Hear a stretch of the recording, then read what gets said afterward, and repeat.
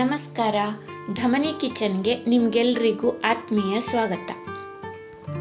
ಈ ವಿಡಿಯೋದಲ್ಲಿ ನಾನೊಂದು ಸ್ನ್ಯಾಕ್ ರೆಸಿಪಿನ ತೋರಿಸ್ತಾ ಇದ್ದೀನಿ. ಇದು ಈವ್ನಿಂಗ್ ಟೀ ಜೊತೆ ತುಂಬಾ ಚೆನ್ನಾಗಿರುತ್ತೆ. ನಾನಿದಕ್ಕೆ ಫ್ಲವರ್ ಪಕೋಡ ಅಂತ ಹೆಸರಿಟ್ಟಿದ್ದೀನಿ. ಮಕ್ಕಳು ಕೂಡ ತುಂಬ ಇಷ್ಟಪಟ್ಟು ತಿಂತಾರೆ. ಫ್ರೆಂಡ್ಸ್, ನೀವು ನನ್ನ ಚಾನಲ್ಗೆ ಹೊಸಬರಾಗಿದ್ದರೆ ಅಥವಾ ಇಲ್ಲಿವರೆಗೂ ಸಬ್ಸ್ಕ್ರೈಬ್ ಮಾಡಿಲ್ಲ ಅಂದರೆ ದಯವಿಟ್ಟು ಈಗಲೇ ಸಬ್ಸ್ಕ್ರೈಬ್ ಮಾಡಿ, ಹಾಗೆ ಪಕ್ಕದಲ್ಲಿರೋ ಬೆಲ್ ಐಕಾನನ್ನು ಕೂಡ ಪ್ರೆಸ್ ಮಾಡಿ.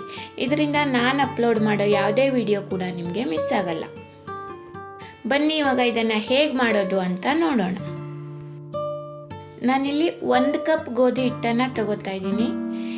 1 ಕಪ್ ಗೋಧಿ ಹಿಟ್ಟಿಗೆ 4 ರಿಂದ 5 ಚಮಚ ಎಣ್ಣೆನ ಬಿಸಿ ಮಾಡಿ ಹಾಕ್ಕೋಬೇಕು.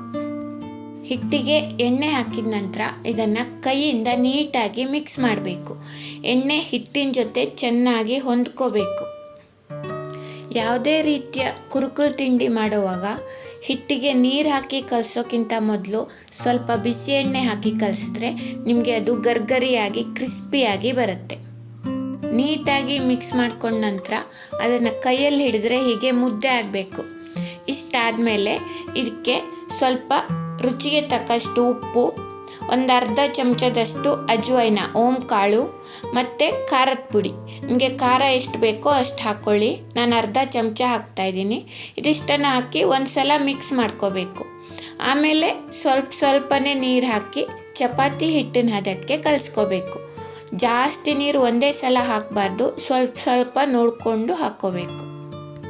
ಈ ಪಕೋಡಕ್ಕೆ ಈರುಳ್ಳಿ, ಟೊಮೆಟೊ, ಕೊತ್ತಂಬರಿ ಸೊಪ್ಪನ್ನು ಚಿಕ್ಕದಾಗಿ ಕಟ್ ಮಾಡಿ ಹಾಕಿ, ಜೊತೆಗೆ ಚಾಟ್ ಮಸಾಲ, ಟೊಮೆಟೊ ಸಾಸ್ ಎಲ್ಲ ಹಾಕಿ ಚಾಟ್ಸ್ ಥರ ಮಾಡ್ಕೊಂಡು ತಿಂದರೆ ತುಂಬಾ ಟೇಸ್ಟಿಯಾಗಿರುತ್ತೆ. ಮಕ್ಕಳಿಗೆ ತುಂಬ ಇಷ್ಟ ಆಗುತ್ತೆ ಇದು. ಹಿಟ್ಟನ್ನು ಕಲಿಸ್ಕೊಂಡಾದ್ಮೇಲೆ ಇದಕ್ಕೆ ಒಂದು ಪ್ಲೇಟನ್ನು ಮುಚ್ಚಿ ಒಂದು 10 ನಿಮಿಷ ನೆನೆಯೋಕ್ಕೆ ಬಿಡಬೇಕು. ಆಮೇಲೆ ಸ್ವಲ್ಪ ಹಿಟ್ಟನ್ನು ತಗೊಂಡು ಒಂದು ಉಂಡೆ ಮಾಡಿ ಸ್ವಲ್ಪ ಗೋಧಿ ಹಿಟ್ಟನ್ನು ಹಾಕಿ ಚಪಾತಿ ಥರ ತೆಳ್ಳಗೆ ಲಟ್ಸ್ಕೋಬೇಕು. ಇದನ್ನು ನೀವು ಎಷ್ಟು ತೆಳ್ಳಗೆ ಲಟ್ಟಿಸ್ತೀರೋ ಅಷ್ಟು ಕ್ರಿಸ್ಪಿಯಾಗಿ ಬರುತ್ತೆ.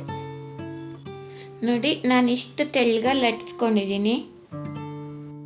ನಂತರ ಒಂದು ಕಟರ್ನಿಂದ ಅಂದಾಜು 3 ಇಂಚಿನಷ್ಟು ಅಗಲ ಇಟ್ಕೊಂಡು ಉದ್ದುದ್ದ ಕಟ್ ಮಾಡ್ಕೋಬೇಕು. ಆಮೇಲೆ ಒಂದು ಸ್ಟ್ರೈಪನ್ನು ತಗೊಂಡು ಈ ಥರ ಫೋಲ್ಡ್ ಮಾಡ್ಕೊಳ್ಳಿ. ಆಮೇಲೆ ಕಟರ್ನಿಂದ ಥಿನ್ ಸ್ಟ್ರೈಪ್ಸ್ ಕಟ್ ಮಾಡ್ಕೋಬೇಕು. ಎಂಡ್ವರೆಗೂ ಕಟ್ ಮಾಡಬಾರ್ದು. 1 ಸೆಂಟಿಮೀಟರ್ನಷ್ಟು ಜಾಗ ಬಿಡಬೇಕು. ಒಂದು 2 ಇಂಚ್ ಆಗೋವರೆಗೂ ಈ ಥರ ಕಟ್ ಮಾಡ್ಕೊಳ್ಳಿ. ಆಮೇಲೆ ಫುಲ್ ಕಟ್ ಮಾಡಬೇಕು. ನಂತರ ಇದನ್ನು ನಿಧಾನವಾಗಿ ಓಪನ್ ಮಾಡ್ಕೊಳ್ಳಿ. ಆಮೇಲೆ ಆಪೋಸಿಟ್ ಕಾರ್ನರನ್ನು ಒಂದ್ರ ಮೇಲೆ ಒಂದಿಟ್ಟು ಸ್ವಲ್ಪ ಪ್ರೆಸ್ ಮಾಡಬೇಕು. ನಂತರ ಪಕ್ಕದಲ್ಲಿರೋ ಕಾರ್ನರನ್ನು ಕೂಡ ಫೋಲ್ಡ್ ಮಾಡಿ ಮಿಡ್ಲಲ್ಲಿಟ್ಟು ಜಸ್ಟ್ ಪ್ರೆಸ್ ಮಾಡ್ಕೊಳ್ಳಿ. ನೋಡಿ, ಇದು ಫ್ಲವರ್ ಥರನೇ ಕಾಣಿಸ್ತಾ ಇದೆ ಅಲ್ವಾ? ಈ ಫ್ಲವರ್ ಶೇಪ್ ಮಾಡೋದನ್ನು ಇನ್ನೊಂದು ಸಲ ತೋರಿಸ್ತಾ ಇದ್ದೀನಿ, ನೋಡ್ಕೊಳ್ಳಿ. ಇದೇ ಥರ ಎಲ್ಲವನ್ನು ಮಾಡಿ ರೆಡಿ ಮಾಡಿ ಇಟ್ಕೋಬೇಕು. ಅಷ್ಟರಲ್ಲಿ ಒಂದು ಬಾಣಲಿನಲ್ಲಿ ಎಣ್ಣೆ ಹಾಕಿ ಕಾಯಕ್ಕೆ ಇಟ್ಕೊಳ್ಳೋಣ. ಇವೆಲ್ಲ ರೆಡಿ ಮಾಡ್ಕೊಳ್ಳೋ ಅಷ್ಟರಲ್ಲಿ ಎಣ್ಣೆ ಬಿಸಿಯಾಗಿರುತ್ತೆ. ಎಣ್ಣೆ ಬಿಸಿ ಆದಮೇಲೆ ರೆಡಿ ಮಾಡ್ಕೊಂಡಿರೋ ಫ್ಲವರನ್ನು ಒಂದೊಂದಾಗಿ ಎಣ್ಣೆಲಿ ಬಿಟ್ಟು ಕೆಂಪಾಗಿ ಗರ್ಗರಿ ಆಗೋವರೆಗೂ ಕರ್ಕೋಬೇಕು. ಮೀಡಿಯಮ್ ಫ್ಲೇಮ್ ಇರಲಿ. ಹೈ ಫ್ಲೇಮ್ ಇದ್ದರೆ ಗರ್ಗರಿ ಆಗಿರಲ್ಲ, ಆಮೇಲೆ ತಣದ ಮೇಲೆ ಮೆತ್ತಗಾಗಿಬಿಡತ್ತೆ. ತುಂಬ ಲೋ ಫ್ಲೇಮ್ ಇದ್ರೂ ಗಟ್ಟಿಯಾಗಿಬಿಡತ್ತೆ, ಕ್ರಿಸ್ಪಿಯಾಗಿ ಬರಲ್ಲ. ಸೊ ಮೀಡಿಯಮ್ ಫ್ಲೇಮ್ ಇಟ್ಕೊಂಡು ಫ್ರೈ ಮಾಡಿ.